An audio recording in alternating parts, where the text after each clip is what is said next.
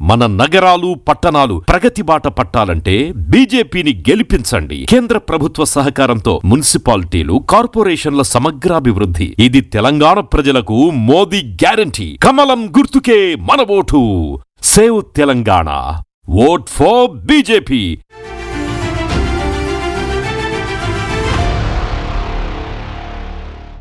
నమస్తే, ఆర్మూర్లో ఉన్నాం. ఇక్కడ మున్సిపల్ చైర్మన్ పదవి కోసం 3 పార్టీలు ఇక్కడ గట్టిగా కొట్లాడుతున్నాయి. కాంగ్రెస్ ఉన్నది, అధికార కాంగ్రెస్, భారతీయ జనతా పార్టీ ఉన్నది, ఇక్కడ ఎమ్మెల్యే బీజేపీ అండ్ మాజీ ఎమ్మెల్యే జీవన్ రెడ్డి, ఆయన బీఆర్ఎస్ పార్టీ తరఫున ఆయన గట్టిగా ప్రచారం చేస్తున్నాడు. మొత్తం 36 వార్డులు ఉన్నాయి. 36 వార్డులు అంటే ఎవరికి 16, 17, 18 రావాలి.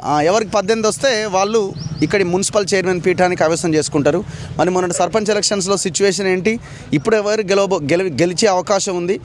సో పోయిన 2023 ఎలక్షన్స్లో కాంగ్రెస్ కొంత వీక్గా కనబడ్డది. మరి ఇప్పుడేమైనా పుంజుకున్నదా పవర్లోకి వచ్చిన తర్వాత? అండ్ జీవన్ రెడ్డి వర్సెస్ రాకేష్ రెడ్డి మధ్య ఈ వారేంది, ఈ బూతులేంది, ఈ భాష ఏంది, దీని గురించి కూడా మనం మాట్లాడదాం. ఓవరాల్గా ఈ నిజామాబాద్లో సౌత్ తెలంగాణతో కంపేర్ చేస్తే నార్త్ మీద బీజేపీ ఎక్కువగా ఫోకస్ చేసింది. ఎందుకంటే బీజేపీ ఎంపీలంతా ఈ ప్రాంతంలోనే ఉన్న నిజామాబాద్, కరీంనగర్ ఇట్లా. సో నిజామాబాద్లో కూడా ఎంపీ ఉన్నారు కాబట్టి ఆయన గట్టిగా ఫోకస్ చేసిండు. మరి ట్రయాంగిల్ ఫైటా, ఫేస్ టు ఫేసా ఏంటి అన్నది మనం డిస్కస్ చేద్దాం. నా ముందు కాంగ్రెస్ ఇన్ఛార్జ్ వినయ్ రెడ్డి గారు ఉన్నారు, ఒకసారి మనం మాట్లాడదాం. నమస్తే వినయ్ రెడ్డి గారు. నమస్కారం. ఏంటి సిచ్యువేషన్? మీరు మున్సిపల్ చైర్మన్ పీఠాన్ని కైవసం చేసుకోబోతున్నారా, లేకపోతే బీజేపీకా లేకపోతే బీఆర్ఎస్కి అప్పగించబోతున్నారు? బీఆర్ఎస్కి ఒక్క సీట్ వస్తుంది, సింగిల్, ఓన్లీ 1 సీట్ కన్నా ఎక్కువ బీఆర్ఎస్కి రాదు. ఒకటే వస్తుంది. బీజేపీకి ఒక 4 నుంచి 5 హైయెస్ట్ 30 సీట్లు అనేది మినిమం. కాంగ్రెస్ పార్టీ బలపరిచిన అభ్యర్థులు ఆర్మూర్ మున్సిపల్ మీద గెలవబోతున్నారు, ఇది పక్కా. మీరు ఇందాక చెప్పినట్టు గ్రామ పంచాయతీలలో కూడా టోటల్ 86 గ్రామ పంచాయతీలలో 60 గ్రామ పంచాయతీలలో కాంగ్రెస్ బలపరిచిన అభ్యర్థులు గెలిచిర్రు. ఒక 7 ఇండిపెండెంట్ గెలిచిర్రు. 7 మాత్రమే టీఆర్ఎస్ జీవన్ రెడ్డి మనుషులు గెలిచిర్రు. 12 బీజేపీ మనుషులు గెలిచిర్రు. దాంట్లో ఇండిపెండెంట్లు వాళ్ళంతా కూడా మన దాంట్లో ఇప్పుడు మనకి 70 మంది ఉన్నారు. సేమ్ అంతకన్నా ఎక్కువ సిచ్యుయేషన్ ఇప్పుడు ఆర్మూర్ పట్టణంలో ఉంది.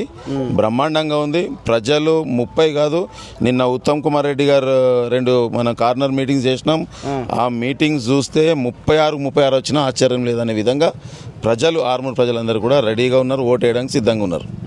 సో మీదే మున్సిపల్ చైర్మన్ అని అంటున్నారు, కానీ అటువైపున కూడా గట్టిగా ప్రచారం నడుస్తున్నది. ఇప్పుడు ఇంతకుముందే జీవన్ రెడ్డి దగ్గరికి పోయి వచ్చిన బీజేపీ కాంగ్రెస్ మధ్య, రాకేష్ రెడ్డికి వినయ్ రెడ్డికి మధ్య అక్రమ సంబంధము, చీకటి ఒప్పందాలు ఉన్నాయని అంటున్నాడు ఆయన. ప్రజలకు తెలుసు, కేంద్రంలో ఉన్న బీజేపీ టీఆర్ఎస్కి ఏ రకమైన సంబంధాలు ఉన్నాయో ప్రజలందరికీ కూడా తెలుసు. లేకపోతే మొన్న ముఖ్యమంత్రి గారు కూడా నిజామాబాద్ రావడం జరిగింది. సిబిఐ కేసులు ఏవైతే వాళ్ళ మీద, కేసీఆర్ మీద కానీ వాళ్ళ పార్టీ మీద కానీ హరీష్ రావు గారి మీద ఇరిగేషన్ రిగార్డింగ్ ఇస్తే ఎక్కడ కూడా వాళ్ళ మీద ఇప్పటికీ కూడా కేసులు కాలేదంటే ఎవరికి ఉన్నాయి అక్రమ సంబంధాలు అనేది ప్రజలకందరికీ కూడా తెలుసు. ఏది ఏమైనా జీవన్ రెడ్డి పని ఏంటంటే వాని మీద బట్ట కలిసి వేయడం తప్ప ఇంకొక పని లేదు. ప్రజలు ఎమ్మెల్యే ఎలక్షన్లో వానికి అటో ఇటో 38 థర్డ్ పొజిషన్లు ఉండే, తెలుసుకోవచ్చు. అది కూడా 3వ పొజిషన్ జీవన్ రెడ్డిది. అది బెదిరింపులు, ఒక 4-5 సార్లు ప్రతి ఇంటికి మటను, వాళ్ళ లీడర్లందరికీ 2 తులాల బంగారము, అవన్నీ పెడితే వానికి వచ్చింది 38,000 మాత్రమే, 3వ పొజిషన్. అది కాకుండా ఇక దాని తర్వాత సర్పంచులను అయితే 7. నాకు తెలిసి వాడు ఈ మధ్యకాలంలో వస్తే గీస్తే ఒక 15-20 సార్లు వచ్చింటాడు. సర్పంచ్ ఎలక్షన్ అప్పుడు 2-3 రోజులు వచ్చిపోయాడు. ఈ మున్సిపల్ నుంచి ఒక 2 వారాల నుంచి ఇక్కడే తిరుగుతున్నాడు. ఇక రేపు 13 కౌంట్ అయిపోయినాక రాసుకోండి, మళ్ళీ ఒక ఏడాది దాకా ఇటు సైడ్ కనబడాడు. ఇక అయిపోయింది వన్ చాప్టర్ అనేది, పూర్తిగా క్లోజ్. వన్ పక్కకి ఎవరు లేడు. నేను టికెట్ ఇవ్వద్దు అని చెప్పి నేను వాళ్ళని కన్విన్స్ చేస్తా కదా, శ్రావణ్ వద్దులే, శ్రావణ్ చూద్దాము, నీకు అంత వస్తలేదు సర్వేలా అనేసరికి శ్రావణ్కి ఇచ్చిండు, శ్రావణ్ తమ్ముడు ప్రవీణ్కి ఇచ్చిండు, వాళ్ళు అన్న ఉంటే అన్న కూడా ఇచ్చిండు. అట్లా ముగ్గురికి ఇద్దరు కూడా ఇచ్చిండు. అంటే మీ పార్టీ నుంచి పోయిన వాళ్ళకి అంటే ఒకటే కుటుంబంలో అంటే ఎవరు లేరు. రాకేష్ రెడ్డి ఇంట్లో కలుస్తున్నారట కదా, మీరు, సుదర్శన్ రెడ్డి, రాకేష్ రెడ్డి వీళ్ళందరూ కలుస్తారు. వీళ్ళంతా మొత్తం పెద్ద ఎత్తున దందాలు చేస్తున్నారు. సీనియర్ నాయకులు సుదర్శన్ రెడ్డి గారు వాళ్ళ ఇంట్లో ఫంక్షన్కో దేనికో పిలిస్తే పోయింటాడు. నేను ఇప్పటి వరకు కూడా మనం అట్లాంటి పని జీవన్ రెడ్డితో చేయము, అట్లాంటి పని రాకేష్ రెడ్డితో చేయము. ఏదున్నా సరే గ్రౌండ్లో ఉంటాం. ఒకటే బీజేపీ ఉన్నప్పుడు బీజేపీని గట్టిగా ముందుకు తీసుకుపోయినా ఈరోజు కాంగ్రెస్ పరిస్థితి ఆర్మూర్లో ఏముందంటే మీకు ప్రతి దగ్గర కూడా ఇన్ఫర్మేషన్ ఉంటుంది.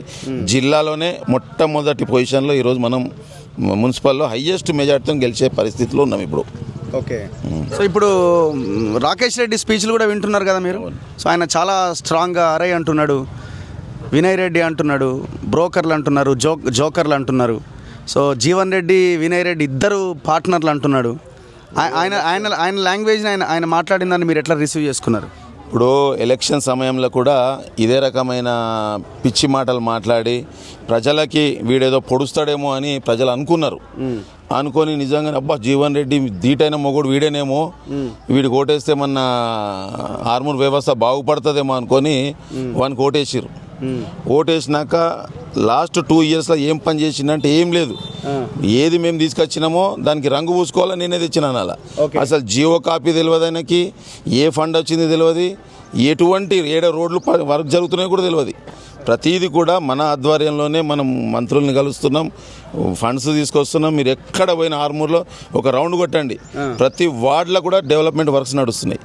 గతంలో ఏముండే 10 సంవత్సరాలు జీవన్ రెడ్డి హయాంలో అంటే ఎక్కడైతే ఒక 10 కోట్ల ఫండ్ వస్తే 10 కోట్లు తీసుకుపోయి ఒక ట్యాంక్ బండ్ అనో లేకపోతే ఇంకోటనో అక్కడ పెట్టి కమిషన్లు తీసుకున్నారు తప్ప ఎక్కడ కూడా కౌన్సిలర్లకి ఆ వార్డులలో డెవలప్మెంట్ కోసం ఫండ్ ఇవ్వలే. సో ఏమైపోయిందంటే ఆ పాత కౌన్సిలర్లు ఎవరైతే ఉన్నారో వాళ్ళు వార్డులలోకి పోతే తిరిగే పరిస్థితి లేకుండే. నేను వచ్చినాక ఏం చేసినా ప్రతి వార్డులలో అభ్యర్థి ఒకవేళ ఒక XYZ అనుకుంటే ఆ అభ్యర్థి ఆధ్వర్యంలోనే మనం ఫండ్స్ పెట్టి ప్రతి వార్డులో డెవలప్ చేసినాం. అదే వాతావరణం ఇప్పుడు ప్రజల్లో. మీ పెత్తనమే ఉందని ఆయన ఇబ్బంది పడుతున్నాడు కదా, ఎమ్మెల్యేని పక్కన పెట్టి ఆయన పెత్తనం ఏందని లాస్ట్ 2 ఇయర్స్గా కొట్లాడుతున్నాడు కదా. ఇప్పుడు ఆయన ఏమంటాడంటే ఎలక్షన్స్ అప్పుడే రాజకీయం చేయాలా, మిగతా అప్పుడు ఏదున్నా కలిసి ఉండాలనేది పొద్దున మాట్లాడతాడు. మధ్యాహ్నం ఏం తాగుతాడో నాకు తెలియదు, ఏం తీసుకుంటాడో నాకు తెలియదు. మధ్యాహ్నం ఇంకొక రకంగా మాట్లాడతాడు. రాత్రి అయిందనుకో ఇంకేం తాగుతాడో, మరి ఏం డ్రగ్స్ తీసుకుంటాడో ఏం తీసుకుంటాడో భగవంతుడు తెలుసు. నైట్ కాగానే ఇంకొక రకంగా మీరు కూడా చూసింటారు చాలా ఇంటర్వ్యూస్లో. ఒకసారి ఏమో చాలా సాఫ్ట్గా ఉంటాడు, ఒకసారి అగ్రెసివ్. ఇక ముఖ్యమంత్రి వచ్చారుగా చాలా సాఫ్ట్గా ఇట్లా వచ్చి 2 పేపర్లు పట్టుకొని రావాలా. అసలు ఆయన పిలుపు ఉన్నదో లేదో తెలియదు, పోలీసు వాళ్ళు ఆపేసిర్రు, రానివ్వలే. ఇక ఎమ్మెల్యే కదా, ఇక ఎట్లా ప్రోటోకాల్ ఉంటాడు, వచ్చిండు. ఒక శిలాపాలకం ఒకటి మాకు ఇంటిగ్రేటెడ్ స్కూల్ ఒక 200 crores ఇచ్చారు. ఇక మళ్ళీ ఏదో పేపర్ పట్టుకుని వస్తాడు. మళ్ళీ ఇటు రాగానే మళ్ళీ ముఖ్యమంత్రిని కాంగ్రెస్ పార్టీని తిట్టాలి. సరే రా భయ్ తిట్టినావు, నువ్వేం చేసినావు అంటే ఏం లేదు. మళ్ళీ ఇప్పుడు కేంద్రంలో 70 కోట్లు ఏదో తెప్పించిన ముఖ్యమంత్రిని ఒప్పించి మెడల్ వంచి అంటుండు కదా. ఇక గవ్వే చెప్పేది, మెడల్ వంచుడు ఇవన్నీ మామూలుగా మాట్లాడు అవే. నేనేమంటున్నా, కేంద్రంలో బీజేపీ ఉంది, మీ అరవింద్ డ్రామాల అరవింద్ ఉన్నాడు ఇక్కడ. ఉన్నప్పుడు మరి ఆయన ద్వారా ఏం తీసుకొచ్చినావు చెప్పమంటున్నా. నేను మీ ద్వారా చెప్తున్నా, ఒకటి మొత్తం ఇవ్వండి. ఆర్మూర్ నియోజకవర్గానికి ఈ 2 సంవత్సరాల కేంద్ర నిధులు గివి తీసుకొచ్చిన, ఇగో ఈ డెవలప్మెంట్ చేసిన ఏమీ లేదు. 2 స్కూల్స్ ఇచ్చారు మనకి, నిజామాబాద్ జిల్లాకి 2, పార్లమెంట్కి 2 ఇచ్చారు. దాంట్లో ఈ ఎమ్మెల్యే సిట్టింగ్ ఎమ్మెల్యే ఒకటి స్కూల్ ఇక్కడ తీసుకొచ్చుకోవాలన్నా వద్దా? ఏది మిలిటరీ అదేది నవోదయ స్కూల్ అవి. ఒకటేమో జగిత్యాలు పోయింది, ఇంకోటేమో రూరల్లో పెట్టిండ్రు. మరి ఆర్మూర్లో నీకేమైంది? నేనేమో ఇంటిగ్రేటెడ్ స్కూల్ తెచ్చుకున్నా, ఆర్మూర్ టౌన్లో పెడతా నేను పెట్టుకున్నా. ఆర్మూర్ టౌన్లో ఒక దగ్గర 1.5-2 kilometers డిస్టెన్స్లోనే జూనియర్ కాలేజ్ ఉంది, డిగ్రీ కాలేజ్ ఉంది. అక్కడ ఒక 85 ఎకరాల స్థలం ఉంది. దాంట్లో ఆల్రెడీ బ్యాక్వర్డ్ స్కూల్స్ ఉన్నాయి, అవన్నీ కూడా ఉన్నాయి. అక్కడ పెడదామని మనం అనుకొని ఆర్మూర్ ప్రజల మొత్తం కూడా ఎవరిని అడిగినా సరే అక్కడే పెట్టాలన్నారు. ఈయన తీసుకుపోయి అంకాపూర్ గుట్ట మీద పెట్టుకున్నాడు. ఆయన ఇంటి పక్కకి గుట్ట ఉంటుంది, గుట్ట పక్కకి ఆయన ఏదైతే ప్లేస్ మెన్షన్ చేసిండో దాని పక్కకే. మరి మీరే కదా మొత్తం నడిపించేది, మరి ఆయన ఎందుకు తీసుకుపోయి? ముఖ్యమంత్రి దగ్గర మరి ఏం మాట్లాడాడు నాకు తెలియదు. ఇక లాస్ట్ అంటే ప్రజలకి వ్యతిరేకంగానే ఏది చేసినా సరే ప్రజలని వ్యతిరేకించే పనులు చేస్తున్నాడు. కానీ ఆయన ఎక్కడ కూడా ప్రజలలో లేడు. ఎలక్షన్ కాగానే రావాలా, మంచిగా మైక్ పెట్టుకోవాలా. ఇక నా మొత్తం 3-4 వార్డులు రూపాయి నేను సంపాదించిందో లేకపోతే నేను దోపిడీ చేసిందో ఎక్కడైనా తప్పు చేసి ఉంటే చూపించండి అని ఆయన చేసే కాడికి భూమి ప్రచార రథాన్ని కొడుతూ మాట్లాడుతున్నాడు కదా. ఇప్పుడు భూమి మీద ఎన్ని రకాల అవకతవకలు చేయాలో ఆల్రెడీ చేసేసిండు. ఆల్రెడీ ఏది ఎర్రచందనం చేసిండు, బంగారం స్మగ్లింగ్ చేసిండు, మనుషులను చంపినరని చెప్పి ఆల్రెడీ ఆయన మీద రకరకాల అభియోగాలు ఉన్నాయి. ఆల్రెడీ జీవన్ రెడ్డి చూసినావు కావచ్చు, చెట్టు కట్టేసి కొట్టిండ్రు అనేది కూడా చెప్పిండు జీవన్ రెడ్డి. ఊరికేం చెప్పలే, జరిగినాయి చెప్తారు కదా ఎవరన్నా కానీ. ఇప్పుడు నేను ఆయన మీద చెప్పాలంటే కంపల్సరీ జరిగితేనే ఏదైనా తీసుకుంటేనే ఆ రకంగా మాట్లాడతాడు అంటే 100% ఏదో ఒకటి ఉంటుంది. ఉండకుండా అంత అగ్రెసివ్గా మాట్లాడుతున్నాడంటే మరి డ్రగ్స్ తీసుకుంటాడో ఏం తీసుకుంటాడో అవన్నీ కూడా తొందరలోనే తేల్చుకుందాం. ఏది ఏమైనా సరే నీకు సింగిల్ డిజిట్ 4, 3 అనేది మీరు డిసైడ్ చేసుకొని, అంతకన్నా బీజేపీకి ఎక్కువ రానే రావు.